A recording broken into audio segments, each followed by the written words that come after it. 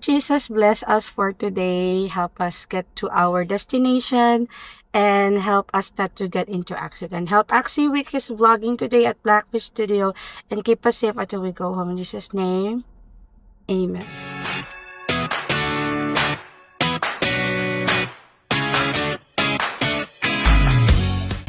Tell them where you're going. We're going to Blackfish Studio. And Studio. what do you plan to do at Blackfish? I plan to make a video there and see the blackfish. I remember tetra glowfish, but I guess I have to remember the names again. Okay.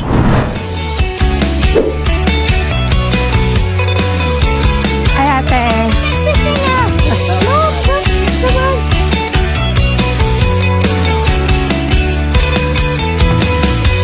Ay, wow! Hi guys, welcome to Axie's channel, and today I am taking you to my favorite aquatic shop, Blackfish Studio. Come and follow me. I don't know what are these fish called, but this is a male betta fish, like this. This is a plate, so it's a female. Like this is a male. And I don't know if these are babies. This is a goldfish. And I don't know what are those fish called. Some are the angelfish. What about this? This is a torpedo fish. I think that's a flatfish. I don't know. I think this one is the coolest fish. Yeah. Torpedo fish because they're very How's fast. the torpedo? This one. Oh.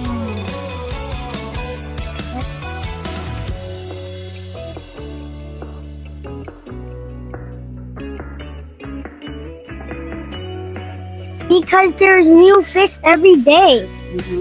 And Like when, goldfish, torpedo fish, male betta fish, female betta fish. My best friend Jared, a friend in school, they will see lots of fish, lots of tanks, and you can will see that fish. okay. Yes, but it's actually very tired. They should feed them properly. Don't not touch them, and not bang the glass like this. I learned anything like this. I learned something right now. The fish who are more colorful are the males, and the fish who are more plainer are the females. Betta fishes have different colors. Like if they are pink and mixed with different colors, it's a male. They're territorial fishes, which means that you can't put any fish beside it. Like, share, and subscribe.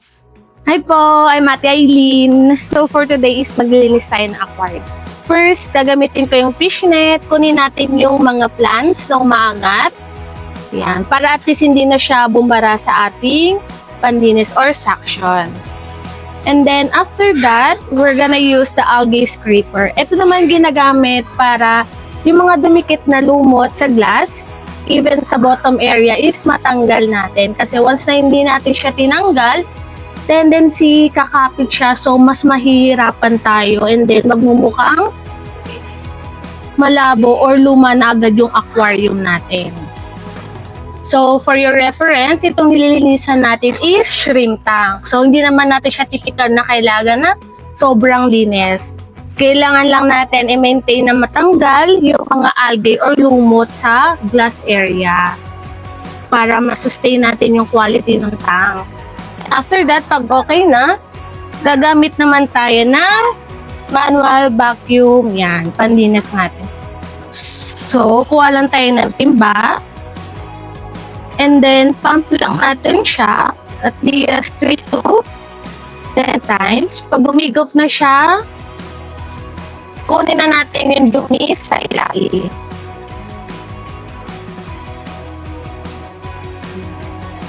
So, ito yung easiest way na pagkuha ng ating dirt sa aquarium.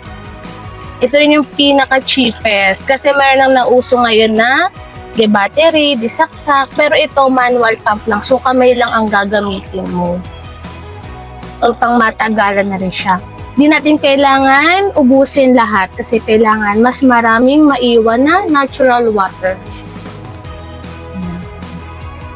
So, unti lang talaga yung tatanggalin natin. Makuha lang natin yung dumi sa ilalim. So hi guys, my name is Louis Regulano. I'm the operations manager here in Blackfish Aquatic Studio.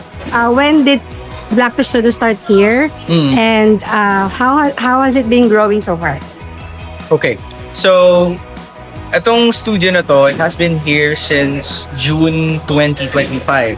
So very fresh pa, baby. And so far naman, it's going great. Slowly nagbe-build na kami ng community wherein purely mga organic sila. Ibig sabihin nun is dito sila nanggaling, dito sila nag-start.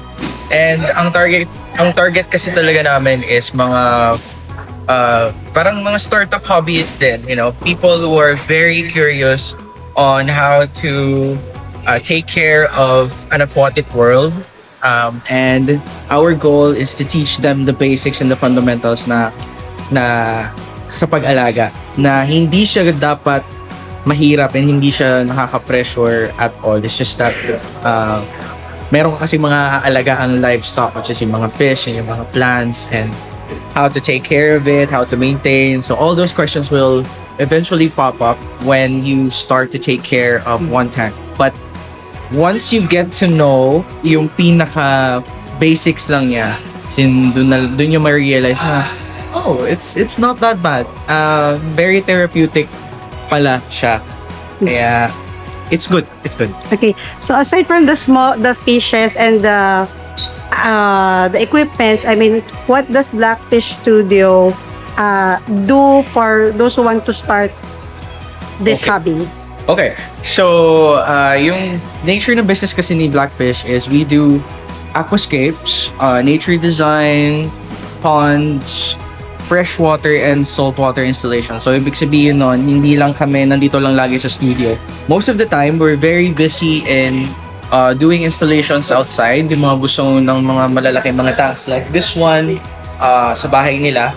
So we go visit them and kami yung parang meron na silang vision, it's just that they need the hands to make it happen. So kami papasok. But that's just one part of the business.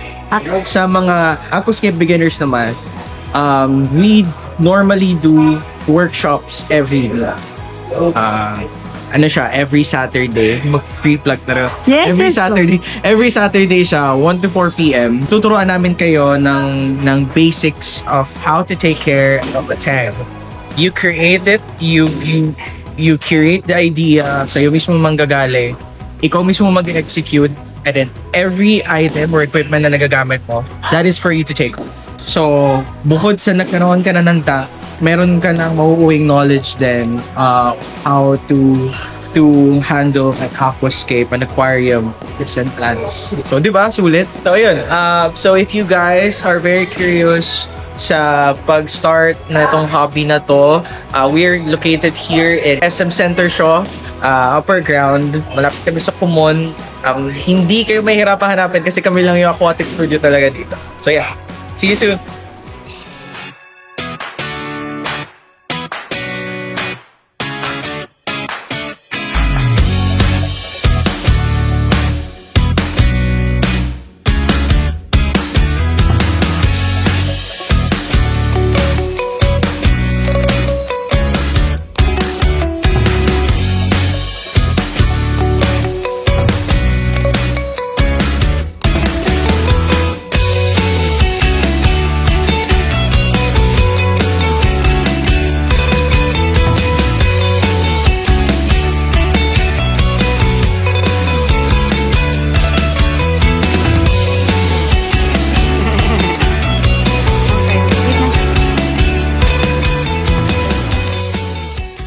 Wait!